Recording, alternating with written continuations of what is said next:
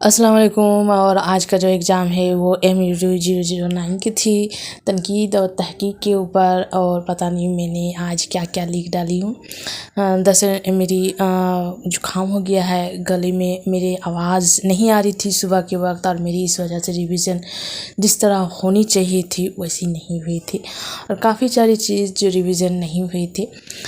और एक बात था कि मुझे लगा कि जो आ चुका है वो ज़्यादा नहीं आएगा, इसीलिए मैं उसकी पूरी क्वेश्चन को रिवीजन नहीं दी थी जो आ चुके हैं।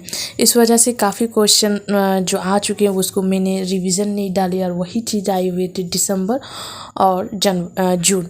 वो दोनों क्वेश्चन के अलावा और एक्स्ट्रा जो क्वेश्चन है उसमें से कुछ भी नहीं आया था, जिस वजह से काफ़ी मुश्किल हुई लिखने में।